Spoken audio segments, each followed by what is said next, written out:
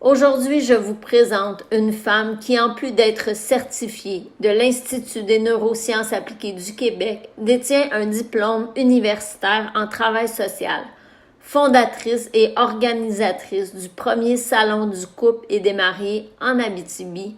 Pendant plus de 10 ans, elle a célébré des mariages et offert de nombreuses séances de consultation thérapeutique à plusieurs couples. Les relations amoureuses est donc un sujet qui la passionne.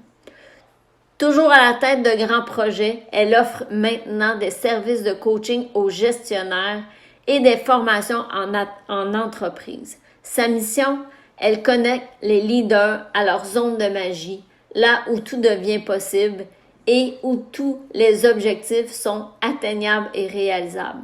En fait, même si elle consacre la plupart de son temps aux gestionnaires et aux entreprises, elle représente le couple comme étant une entreprise en soi, tellement cette entité peut parfois être complexe. Elle saura vous accompagner dans la découverte de votre zone de magie, là où tout devient possible. Alors, je vous présente ma grande amie, Mireille Chevalier. Alors, bonjour Mireille. Salut Sylvie, je suis contente d'être là. Ah, moi aussi, je suis vraiment contente de faire cette toute première entrevue avec toi.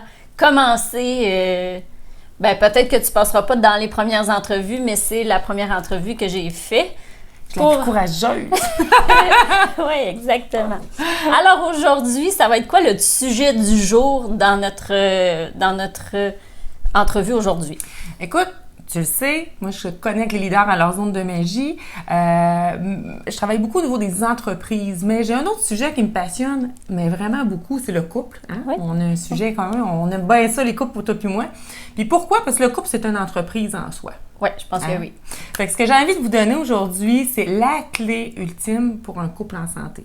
Parce qu'il y a quelque chose qui me dit, et j'ai assez d'expérience professionnelle pour appuyer mes dires, que lorsque notre couple va bien, on est capable d'aller au bout du monde. Ouais, fait qu'on va donner une clé pour vraiment nourrir le couple, pour avoir un couple en santé. OK.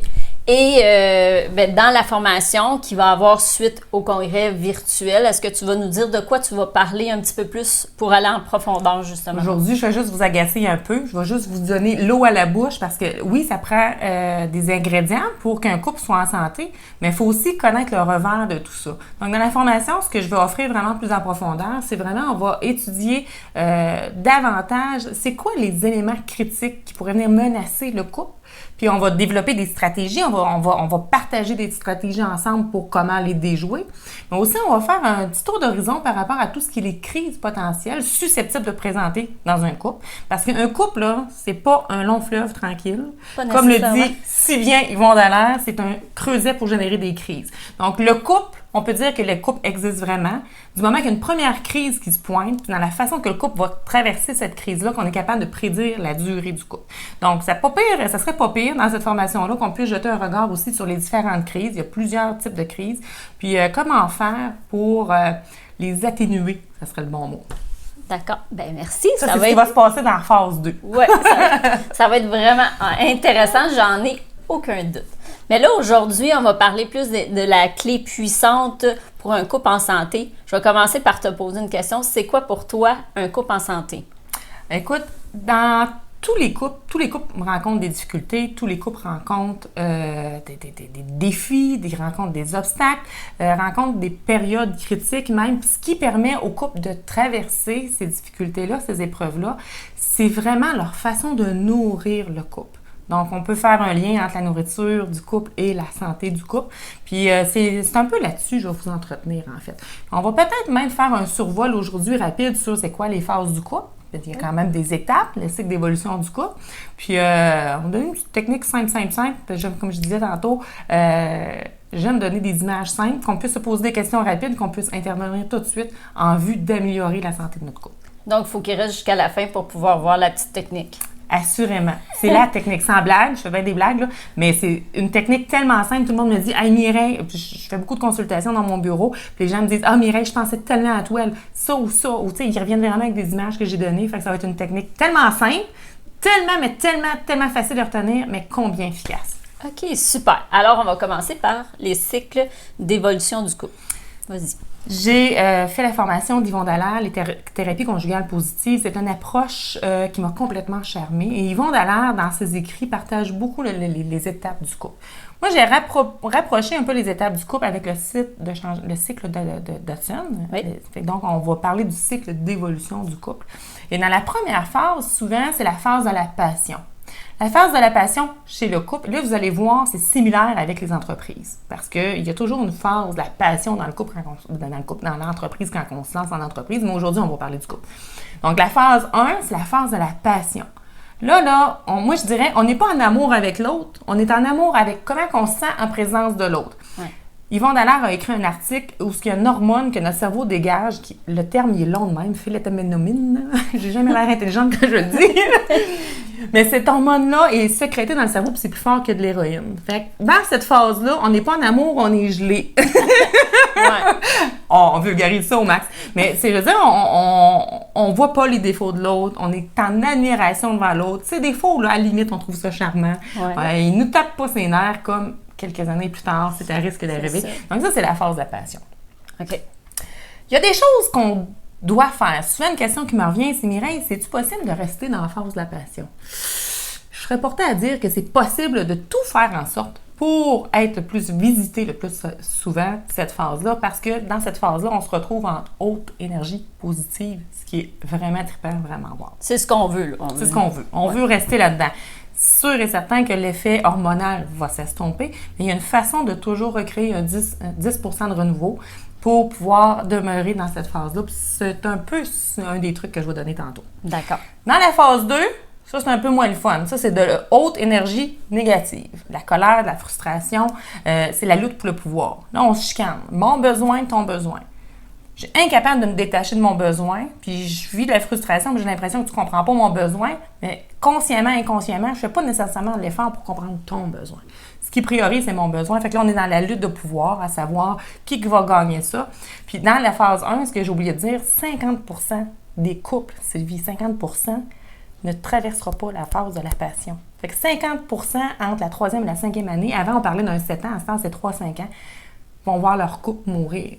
Avant même d'arriver à la phase 2 que je suis en train d'introduire. Dans la phase 2, c'est souvent là où on va assister à une séparation, c'est soit à la résignation ou la séparation. Soit qu'on reste pour des raisons de logique, on a des enfants, on a des acquis, on a une sécurité et tout ça, mais on vient que 80% des couples, c'est gros comme chiffre, 80% des couples ne réussissent pas à traverser cette période de crise-là, qui est en termes de performance. C'est ça, je pense que c'est à peu près 30% des gens qui se résignent. 30% des gens qui se résignent, puis que finalement, ils lâchent prise, puis tu sais, une femme qui garde silence puis qui lâche prise, c'est un signe de séparation qui s'en vient. Mais moi, je dis tout le temps, dans cette phase 2-là, je fais cette forme-là, parce que tantôt, on avait le corps comme ça. On imagine un cercle, finalement. Ouais. Dans cette phase-là, il y a deux possibilités. Soit qu'on dit adieu au modèle qu'on a mis en place, qu'on a opéré, puis qui visiblement ne fonctionne pas parce qu'il y a souvent de la chicane, souvent des disputes. Soit qu'on met un X sur ce modèle-là, puis on tente d'en recréer un nouveau. Là, c'est là qu'on passe dans le partage du pouvoir, qui est dans la phase 3. Souvent, je pense dans la phase 2, c'est souvent là qu'on va voir les gens, les couples aller consulter. Plus c'est à la fin.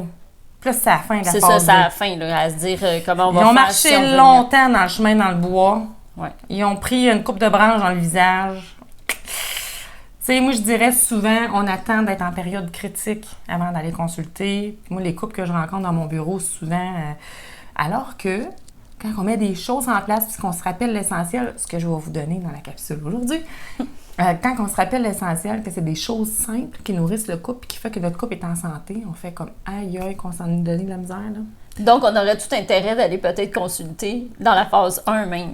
On devrait, pour savoir comment nourrir notre couple. Oui, c'est ça. Ça serait toujours positif. Pour rester là.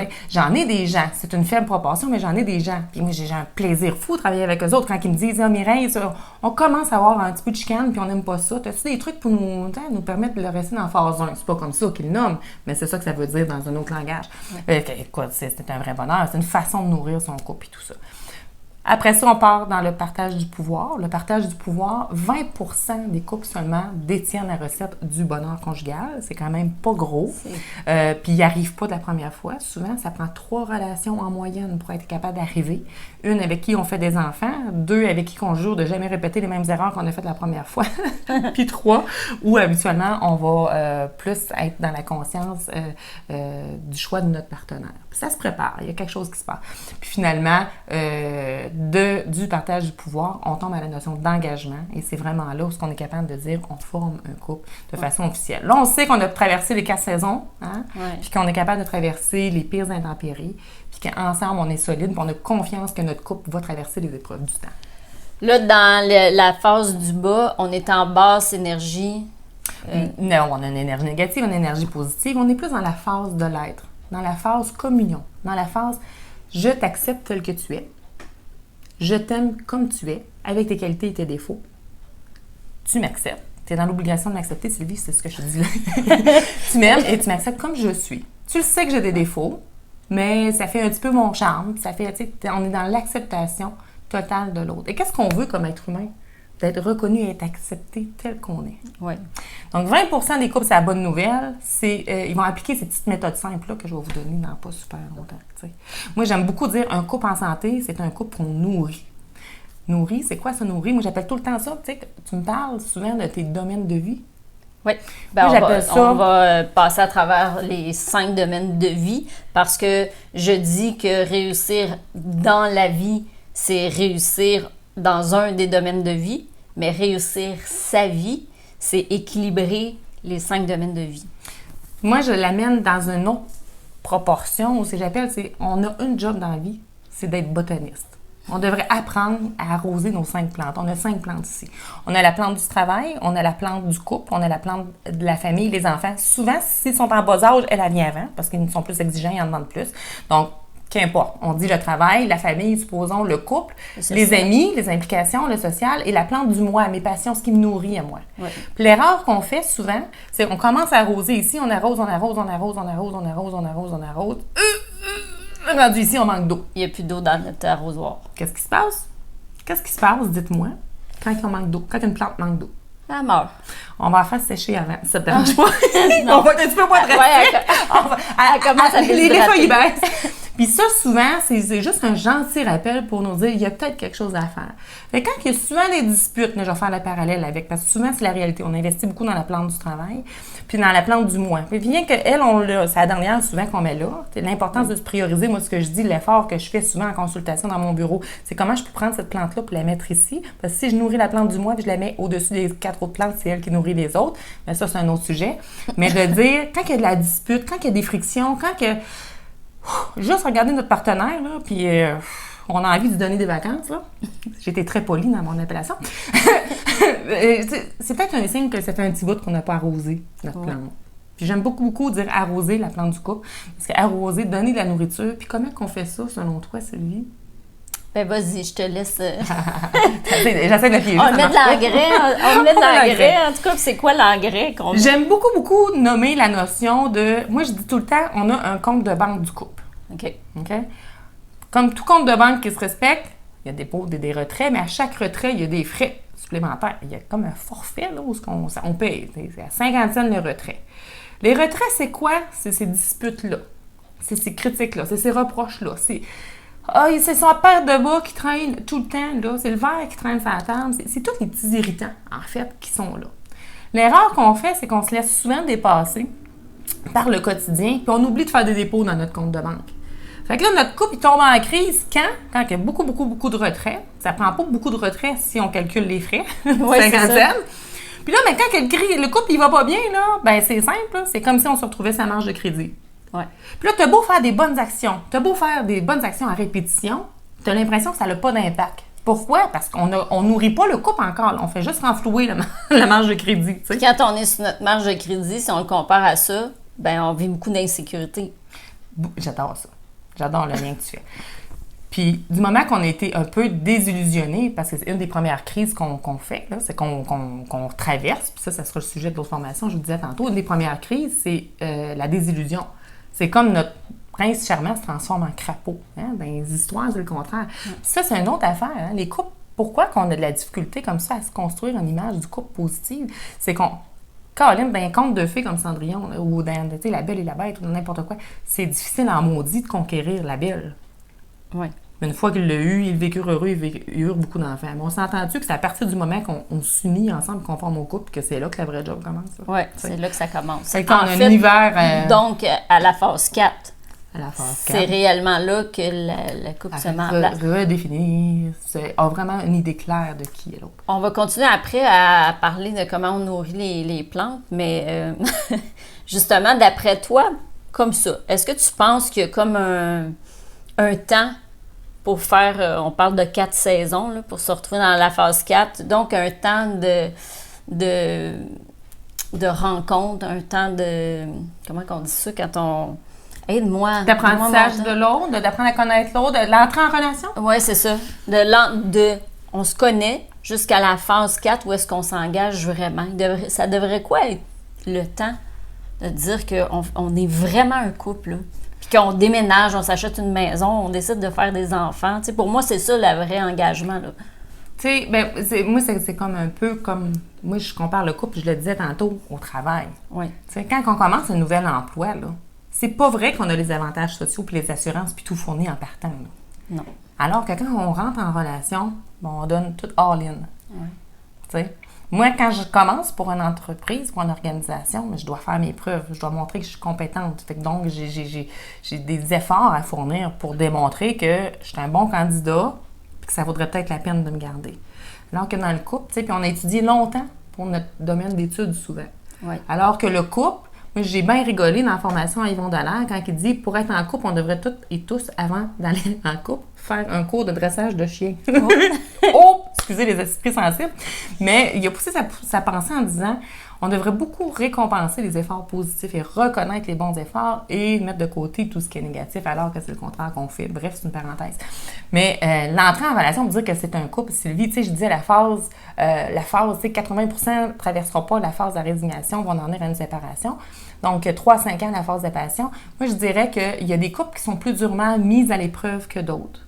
Tu sais, c'est la durabilité du couple, c'est l'instauration du couple. Je vais avoir de la difficulté à le définir sur la durée, mais plus par les caractéristiques des personnes, de ce qu'ils vont mettre en place, la complicité, l'aspect de jeu, apprendre à avoir du plaisir ensemble, composer cette réalité-là. La communication, parce qu'on le sait, les femmes viennent de Vénus, les hommes de Mars, ou l'inverse, je ne sais pas trop quoi, mais il y a une partie qui est vraie, on n'a pas le même modèle de communication. Donc, moi, je compare toujours le couple comme un jeu d'échecs.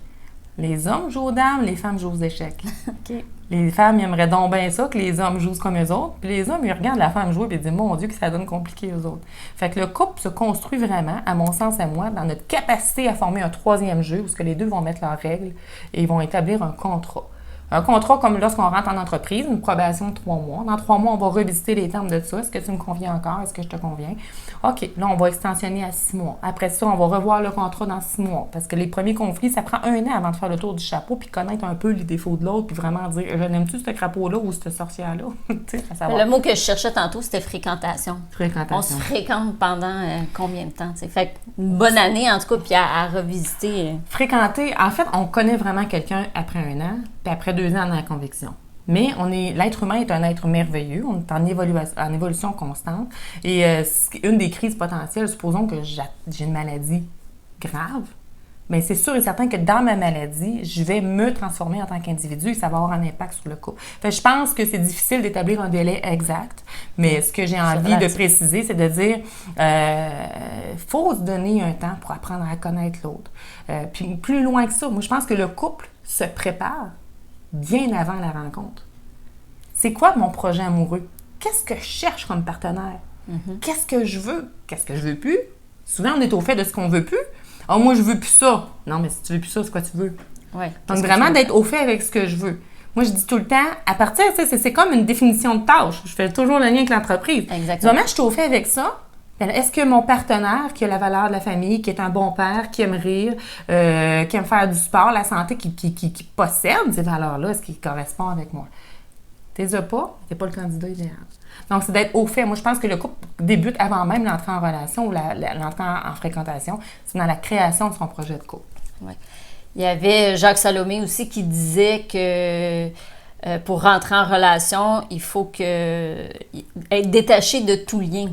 Donc, je pense que toi, tu l'appelles, il faut que la chaise soit la libre. chaise, ouais. Moi, j'ai fait une capsule vidéo il y a un certain temps là-dessus où je disais, est-ce que la chaise devant toi est libre? Puis l'analogie que je fais souvent avec ça, c'est, on rentre dans une salle d'attente, il y a 2 chaises en avant de nous. Il y en a une qui est occupée, puis l'autre qui est libre, sur laquelle tu vas t'asseoir. La réponse nous apparaît évidente, puis on dit, c'est sur la chaise qui est libre. Mireille, voyons, tu t'en vas où avec ça? Mais c'est la même chose.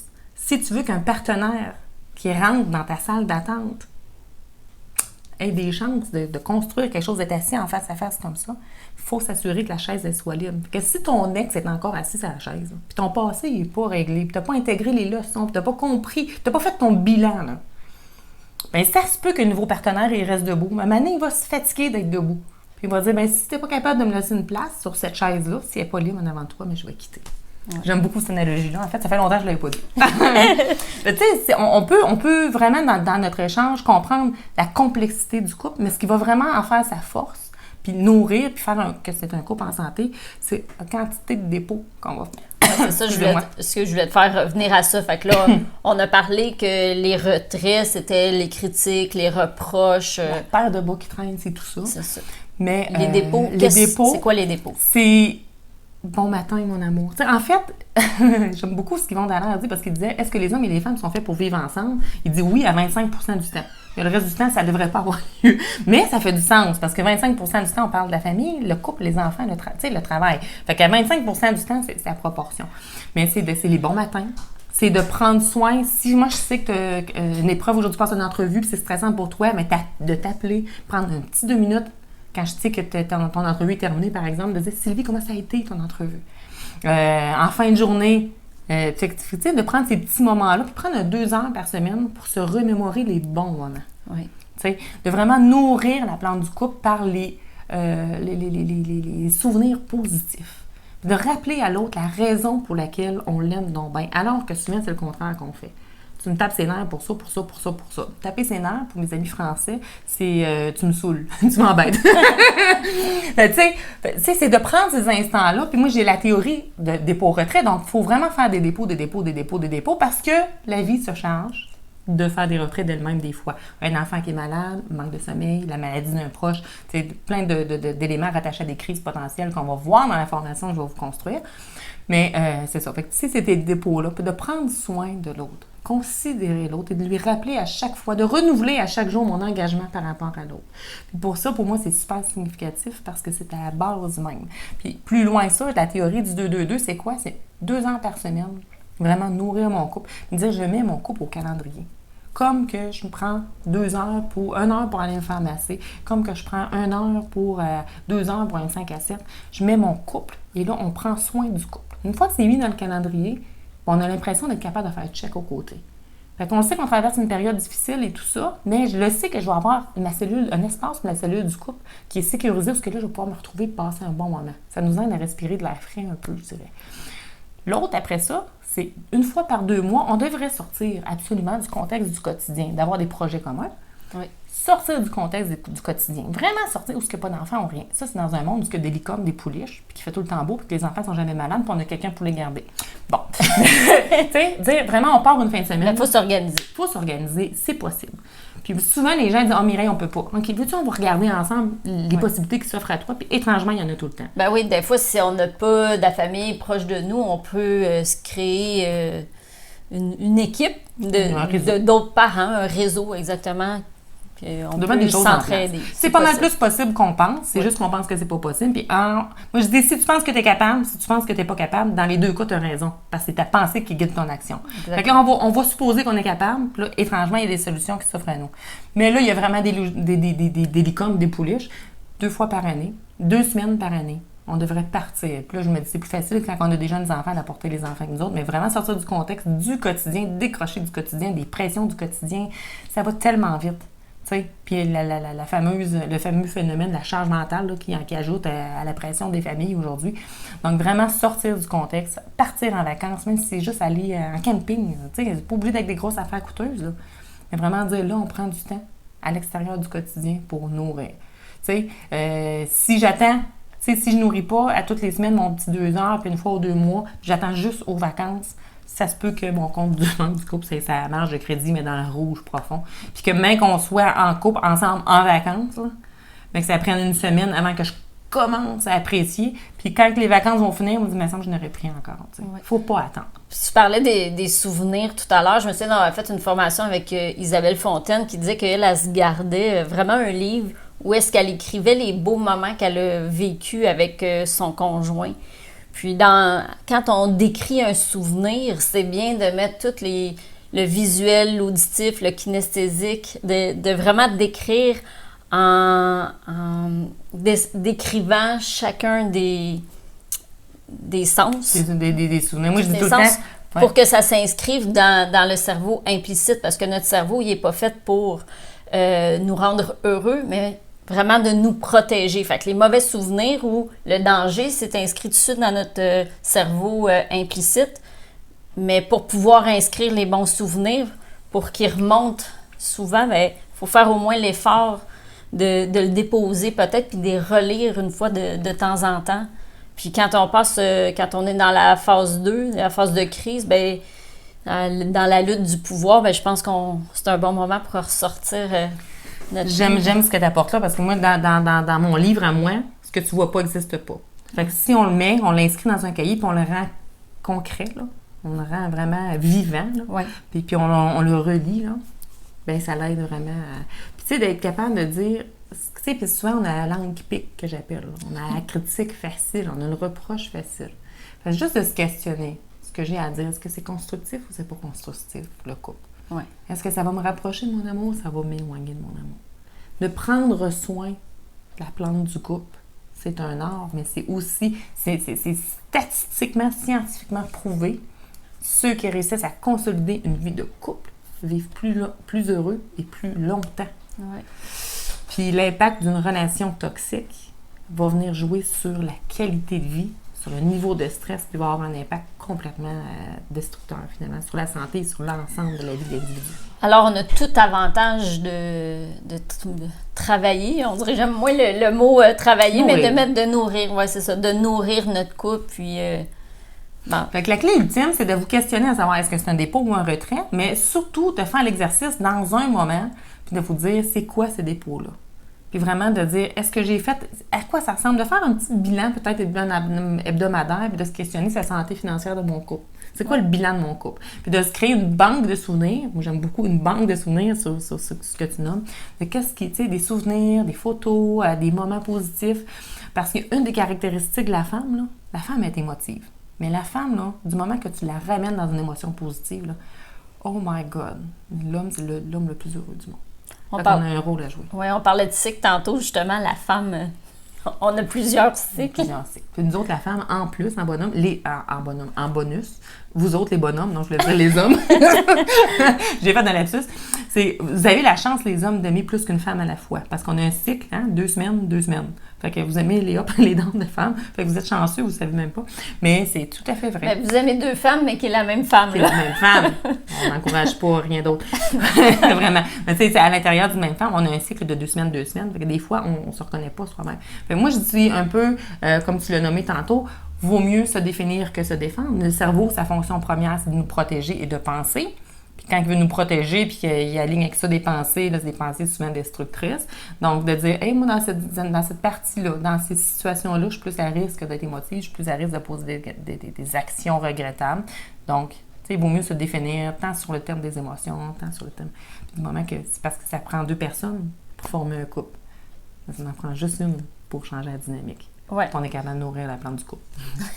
Donc, si on fait juste un résumé du petit truc en quelques mots. Dépôt-retrait. C'est vraiment mon compte de banque, puis on fait un bilan à la fin de la semaine de dire « Hey, j'ai-tu fait des dépôts dans mon compte de banque cette semaine, dans mon compte de banque du couple? » Tu faisais un lien, pour terminer, tu faisais un lien avec les entreprises. Bien, les entreprises, ils font des bilans à chaque année. Chaque année. Et peut-être même au trimestre. Oui, c'est plus au trimestre. Alors pourquoi dans le couple, on ne prendrait pas le temps au trimestre d'évaluer les retraits, les dépôts et de mettre notre... Du moment que je suis choquée après mon conjoint plus qu'une journée, là, c'est un signe en partant que ça vaut peut-être la peine. Ça ne nous tente pas toujours. Des fois, ça va nous demander des efforts. Hein, parce que pour X raisons, là, il y a plusieurs raisons qui pourraient faire en sorte que c'est plus difficile de nourrir ma femme du couple. Mais c'est quoi mon intention à la base? De toujours se ramener à l'intention de pourquoi je me suis engagée avec cette personne-là. Puis jamais oublier de nourrir les 5 autres plantes. C'est parce super qu'on existe à l'extérieur du couple aussi. Alors, j'espère sincèrement que ce petit truc va vous aider. Si vous avez des questions, vous savez que vous pouvez venir rejoindre Mireille sur le groupe Facebook du congrès virtuel. Puis elle va être là, Mireille, pour répondre à vos questions et peut-être aller un petit peu plus loin. Alors, là, je m'en vais de ce pas, je m'en vais de ce pas préparer la super formation. Yes! Alors, on se retrouve très bientôt dans une autre entrevue. Merci! Bye bye! Bye!